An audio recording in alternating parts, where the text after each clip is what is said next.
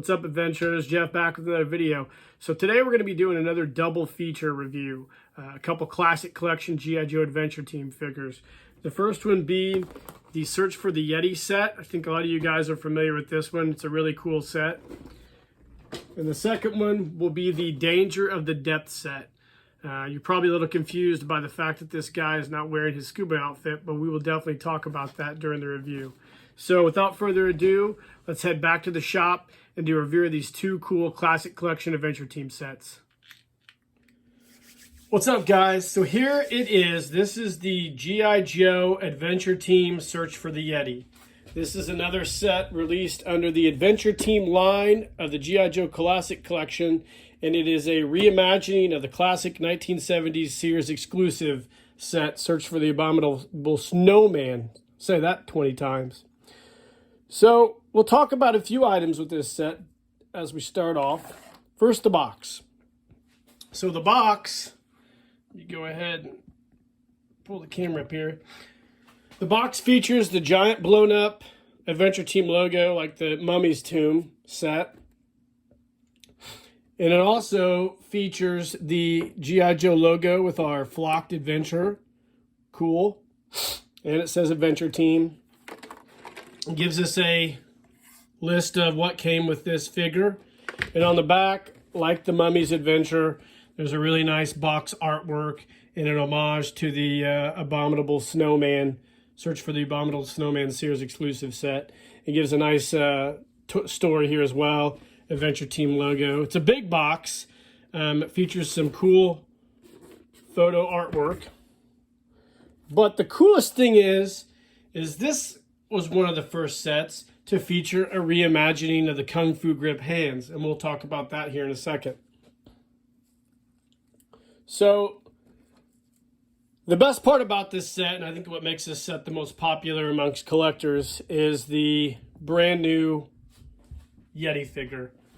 Now, if you read in the, let's see, I believe it is the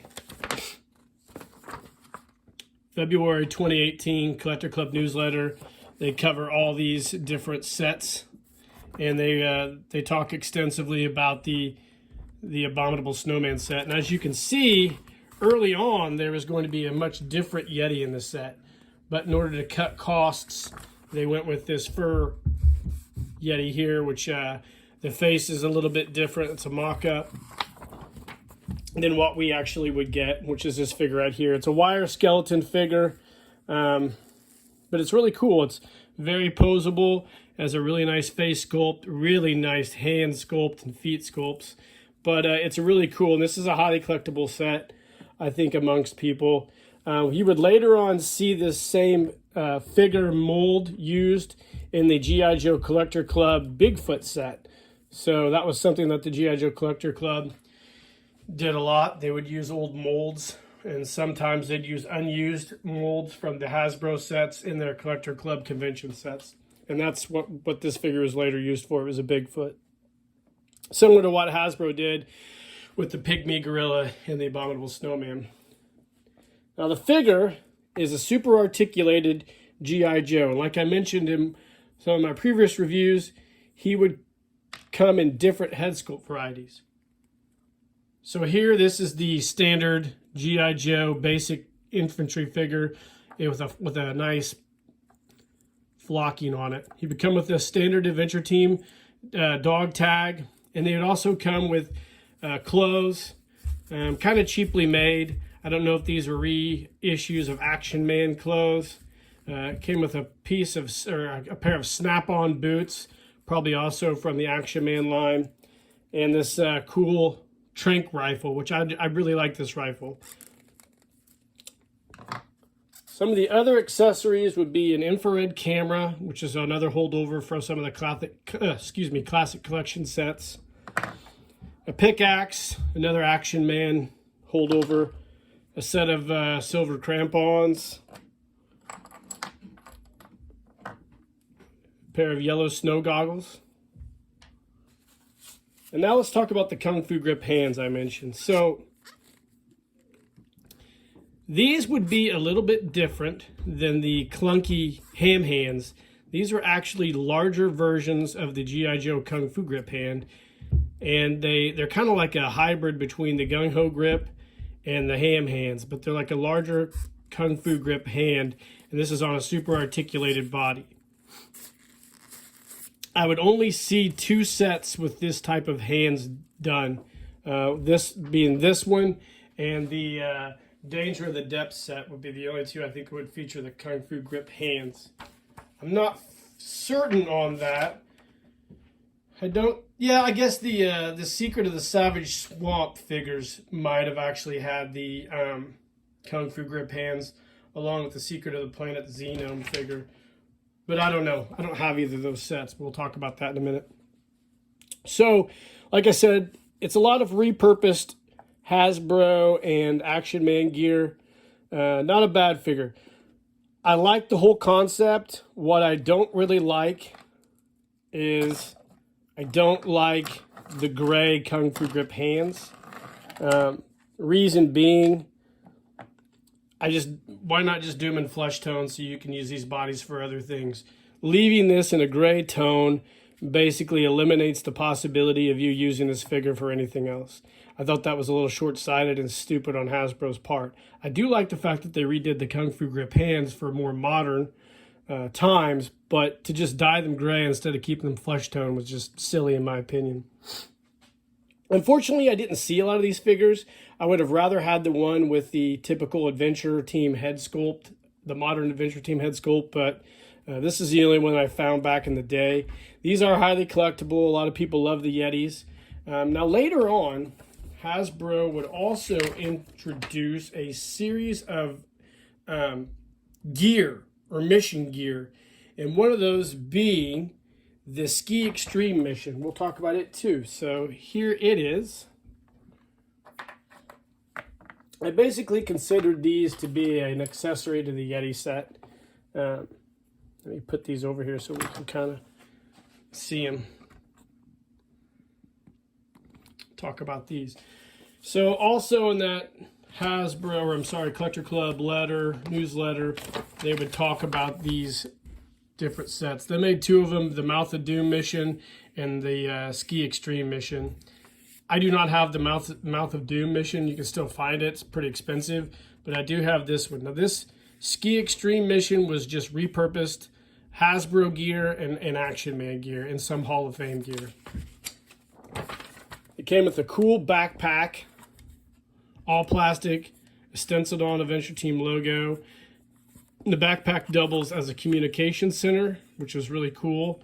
It came with a satellite dish, which would plug in to the top here.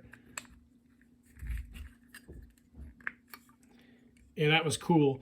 This was a really neat accessory. This is part of an Action Man line of figure accessories. So I thought this was neat to have this type of backpack here. But this would have went nicer with the Adventure Team actually in the 70s. Came with a small assault rifle, again, another Action Man tool or toy. Came with a classic collection style helmet. You saw this used in the Ranger, early on Ranger sets. Set of Action Man style headphones, and then Hall of Fame goggles. It also came with a really cool set of skis, Action Man style skis that were repurposed for the Adventure Team, as well as ski poles. So, you know, set these up here for a second. This is a cool set. Obviously, it was nice to get an Adventure Team, nice to get an Adventure Team set like this. There's just some things I really don't like about it. It seems to be pretty consistent with how I felt about a lot of the relaunch of the Adventure Team by Hasbro. I'm not sure what was going on with him at the time, but it kind of was a prelude to what's going on with Hasbro now, right? I mean, they just don't get it. And they got it for such a long time with G.I. Joe, with the Adventures of G.I. Joe, with the Adventure Team. A little bit of a hiccup with Super Joe, but then they hit home runs after home run after home run with the Real American Hero line. And now, you know, it seems like Hasbro just kind of sucks. But that's my opinion. A lot of people might not share that opinion, so I get it. But anyway, this is a cool set. The Search for the Yeti set Is a cool set. I would recommend getting this for your collection if you don't already have it. And I look forward to seeing what you guys think of this set, what you think the pros and the cons to it were. I like it, but there's a lot of stuff I don't like about it. So that's my review, guys. I hope you enjoyed it. Like and subscribe to the page, hit the notification icon, leave some comments what you think of this set. And until next time, guys, keep living the adventure, and cheers. All right, guys, welcome back. So here is 2002's Danger of the Depths G.I. Joe Adventure Team set. This was released, like I said, in 2002 as part of the reintroduction, I guess, if you will, of the G.I. Joe Adventure Team. This is a very synonymous set. As you'll notice, the figure is not wearing his orange scuba suit that would come with this set, as shown in this Collector Club newsletter right here. Reason being, and I don't know if Hasbro thought about this or knew about this, but these suits had a pretty quick half-life. They would dry rot very quickly once removed from the package. My particular orange scuba suit, I never put these in water or anything. I just displayed it on a shelf, and it dry rotted rather quickly. And eventually, when I put him back in the package with the suit, it dry rotted and melted to some of the plastic, so kind of made my set a little crappy. But that's okay. I understand. It's just the way it goes sometimes. But anyway, we'll talk about that later. So my figure actually is in a Skunkworks original shirt and shorts for the time being. So let's talk about the box art real quick. The box art was really, really nice. I mean, the box art with all these sets was really nice.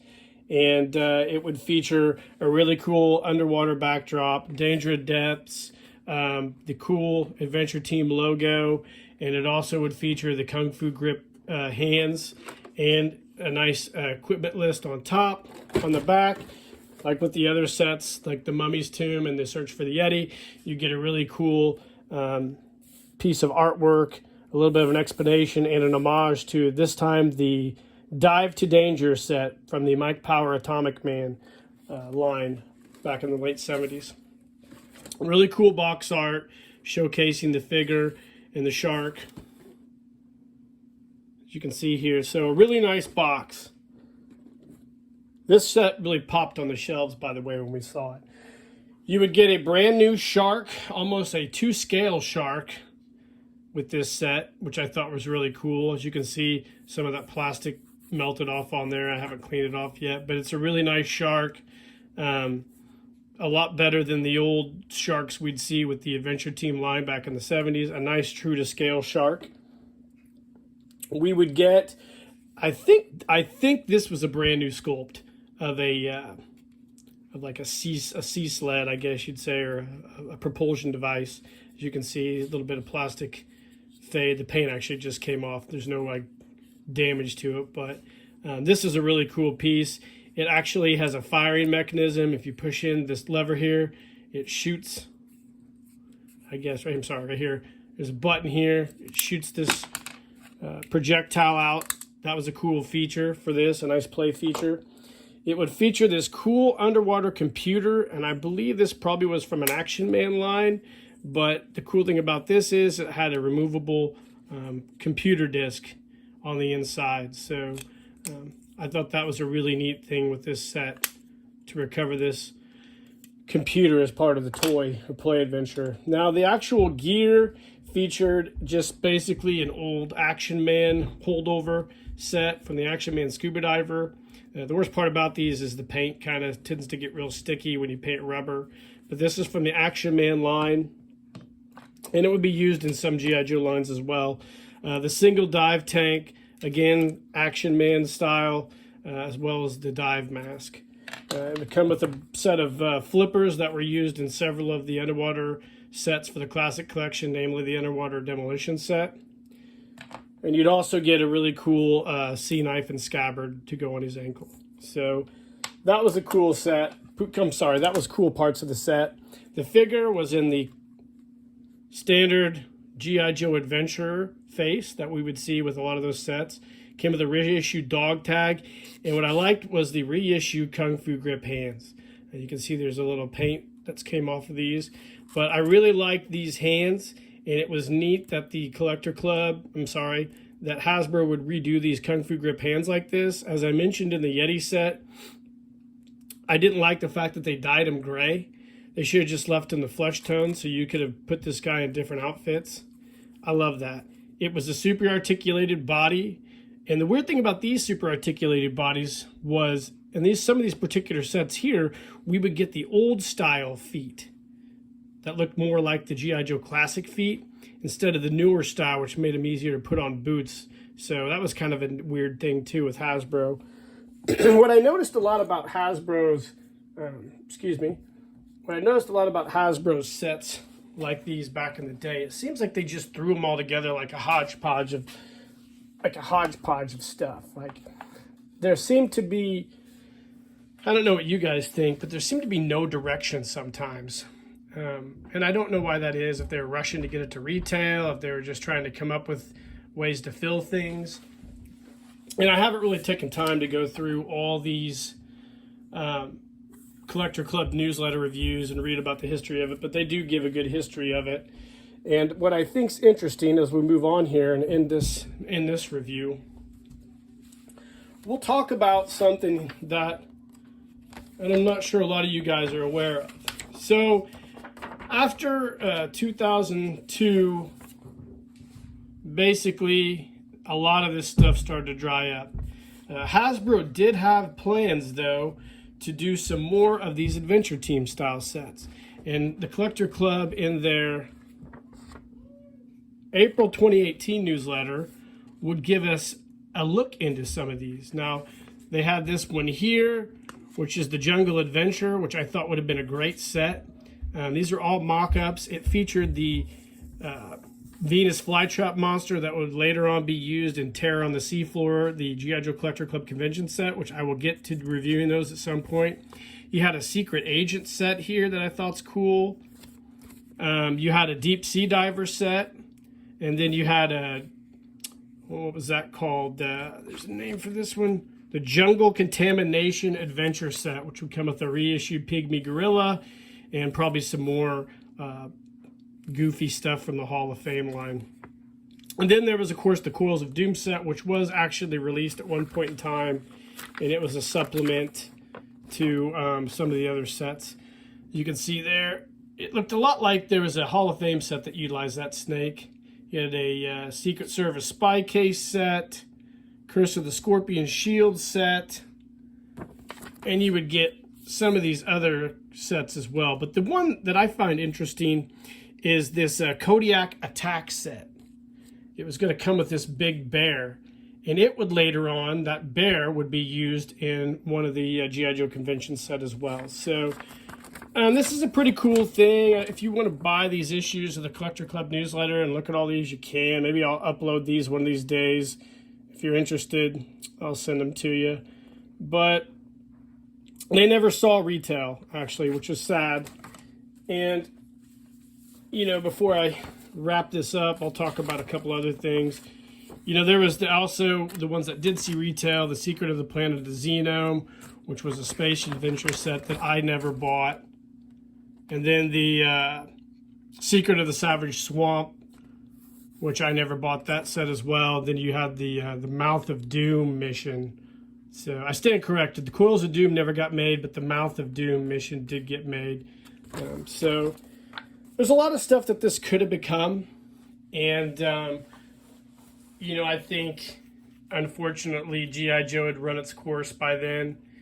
And that's just, it kind of sucks, but it's kind of what happens. What was really disappointing to me as a G.I. Joe collector and a fan was how the Collector Club would pick and choose what items to cherry pick out of this line and make convention sets that they charged an enormous amount of money for. And they also would, at the same time, not make any standard Adventure Team equipment sets for just their standard membership figures. That was one of the things I hated about the Collector Club, is I thought you know, and of course this is me on the outside looking in. I don't really, you know, understand everything that went on in there, so I'm just being a critic, if you will. But I thought they could have they could have taken these sets that weren't produced and made their own versions, and they would have probably sold to everybody in the collector club. But it is what it is, man. I mean, you know, such is life. You wish for the best, but, you know, I'm just glad that we got the sets that we got. So just in wrapping this up, this is the review of the Danger of the Depths figure. A great figure. The suits suck, dry rotted. You can find like a Harmon Customs suit, a neoprene based suit off of Cotswold to put on this guy, but it's hard to get over the hands and the feet. So just be aware of that. Now also, when the Terra, the Seafloor convention set dropped, it used a body similar to this. They had a neoprene dive suit as well, but it's great. So they didn't go the direction of the dry rotted latex suits, which thank God they didn't. So anyways, guys, I hope you liked the review. Like and subscribe to the page. Hit the notification icon. Let me know what you think of this set. And if you have the same issues that I had, or if you don't have those issues, you love the set. Either way, I don't care. I just love doing these reviews. So until next time, guys, live the adventure and cheers.